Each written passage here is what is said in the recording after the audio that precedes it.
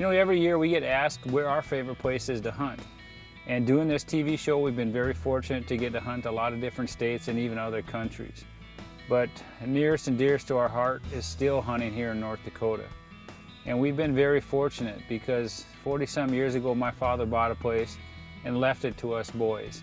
And now we have a place that we can call home. And if we're not hunting out of state, you're going to find us down at the ranch. Now the ranch is located in south central North Dakota along the Heart River, and it's a beautiful place. And you know, for us, if we're not out and about, we're always down there. And we're down there with friends and family, and that's what makes it so special. We may not always shoot the biggest deer, but we have a great time. You know, I guess one of the things that makes it so special is that it's our place, and it's all the hard work that goes into it that makes it so special. And this year was no different. It was springtime, so it was time to get out in the woods. I like to get out there early. I like to get the mineral going. We get the Big and J legit going. I'm putting some B-square on the ground, some of their blocks on the ground to help these deer get through a tough time during the spring. And it's also time to get on the tractor and start digging up and working up the dirt. And there's something to be said about working your own land and putting in food plots for the animals. You know, every year I'm sitting on that tractor and I like to see what's going to happen come fall. And there's no better feeling in the world when you have a field that you put in yourself and it's loaded with deer. Now it's a late season hunt on today's show, and we had been hunting hard all fall. We'd had some really good deer on camera. We had the G2 buck on camera, the double throat patch buck on camera, high rack 10, the big 9. So we had several big deer we were after.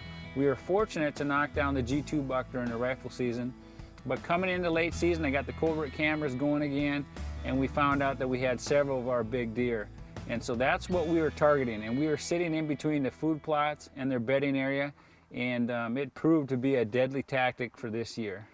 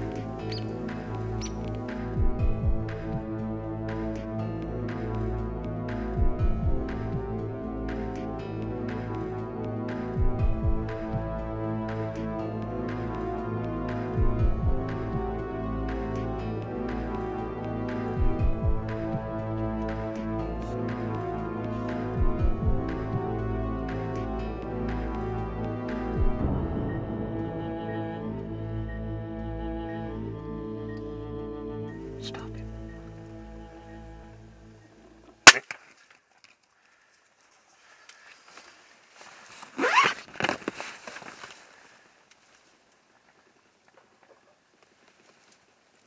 I don't think he didn't come out.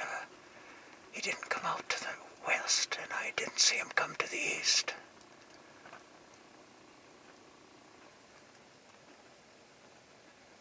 I don't know if the does are still standing over there.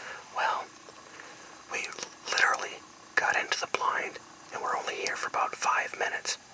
And Dad nudged me. There were a couple does coming, and right behind the does, there was a buck. It happened so fast, we didn't have time to get ready. Nothing. I didn't even have the camera set up. The shot might be back just a little bit. The buck is about 80-90 yards bedded down right now. So we're just going to let him be. The best thing you can do is just let the animal be. It's really cold out. There's a lot of does moving in the corn across from us. This will give us an opportunity to see what's out here.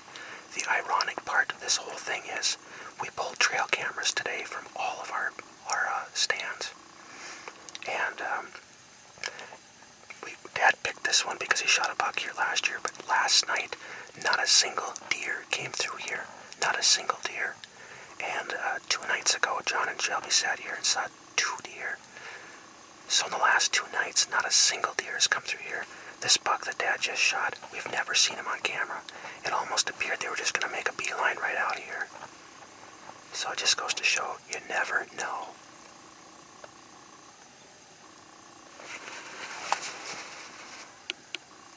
Yeah, you've got 4 or 5 does that wandered in right next to the tree row over there. Yeah, I see them. So there's probably 8 or 10 of them. Yeah, right across there.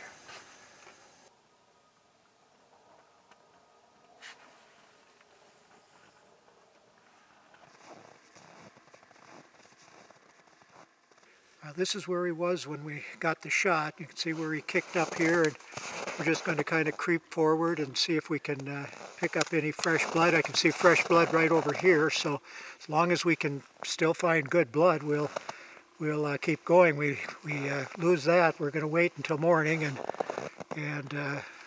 we'll find him in the morning. As cold as it is, I don't think he's going to last, but we don't want to take any chances. Cut over. Looks like he might have jumped the fence right in this area, but really got a good heavy blood trail.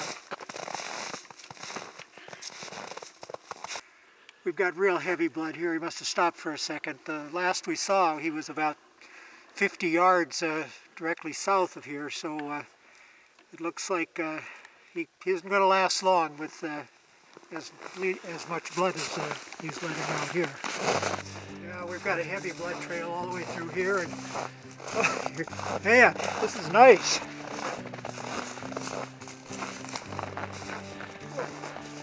didn't realize there's a big heavy deer. I really owe you one, John. Thanks to you and to the rancher for the opportunity. It couldn't have been a more perfect night. It's cold, but we saw a number of deer. We only had 2 or 3 that actually came by the blind, but we saw a number out in the distant field. And it was a beautiful night and a beautiful finish to a beautiful night. So thanks again.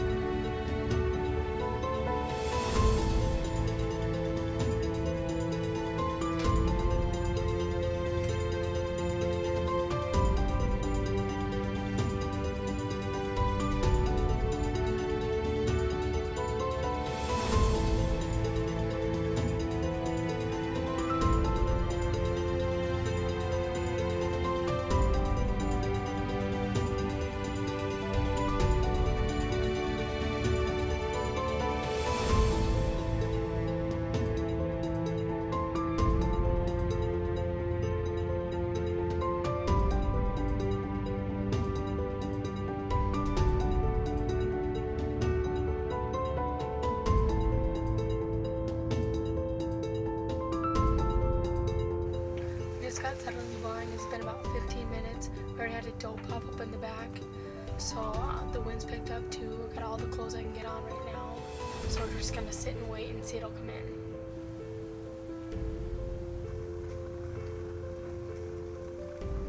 There's another one. Oh, shit, found a nice one. That's a big nine, John. Careful, careful, careful. All the big ones came in. Whatever one gives you the first shot. See the one in there?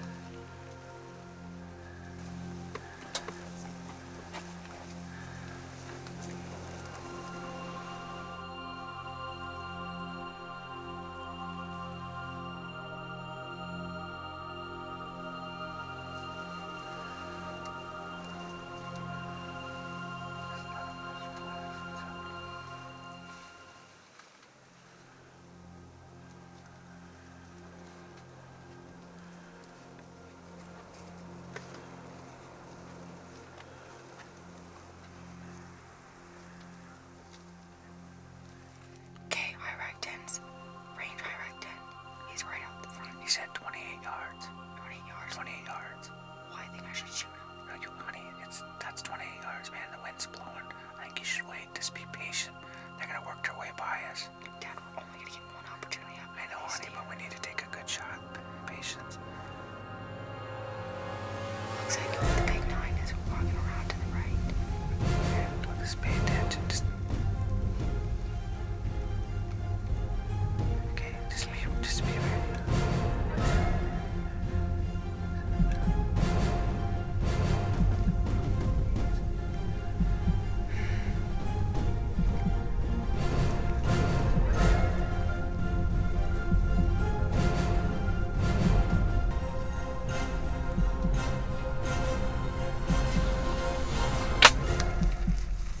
I just smoked him.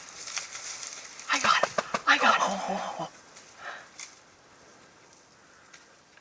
He's dead, right? Is that him right there? I smoked him. Shh, are you sure? I know I smoked him. I did. I center punched him. Are you sure? Yes, Dad. I saw the shot. It went right behind his shoulder. Oh my gosh. It all came together. There he is. There he is. He's going down. He's going down. He's going down. He's going down. Where's he at? He just went down. He just went down. He just went down. He went down. I'm so excited. My dad and I have been sitting so many nights. Christmas break. It's brutally cold today. So cold. Our heater went out. All of a sudden, my dad just kept telling me to stay bundled up. And all of a sudden, we see these little bucks come in. And then all of a sudden, I just looked, and all of our like bigger deer that we've been seeing in here all year, came in. But they were a little jumpy at first. And we sat here, and I took off my gloves right away. Don't do that. Put your hands on it. Oh, you gotta get the lamp on. And He just went down. He just went down. oh my gosh.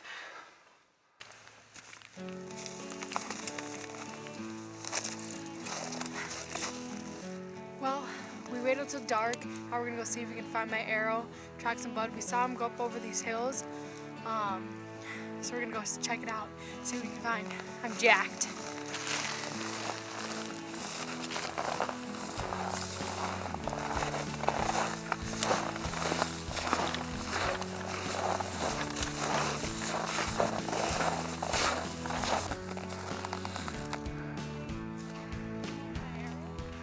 No, but track the blood, girl.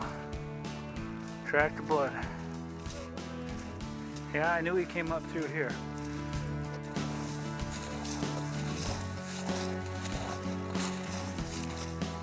About a negative 20 degrees out.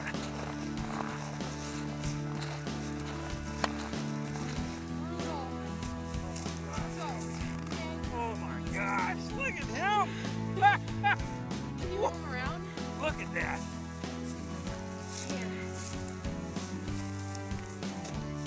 Look at that, dude. No, this is a big 10. This is a big 9, Shelby. No, that's the heavy knife. I can't tell. I'm so jacked. Look at him. I would say thanks to Kurt and Jason. You know, they've sat this spot a couple times, saw a lot of deer, and we were actually sitting across the river after that double throat patch buck, but we decided we'd mix it up tonight. Jocko went up on top. My dad and I came over here in the hills, and Kurt and Jason went across the river. So big thanks to them. And my dad and Uncle Russ for this summer putting all these food plots and spending a lot of time down here. It really means a lot. I'm jacked, couldn't be happier.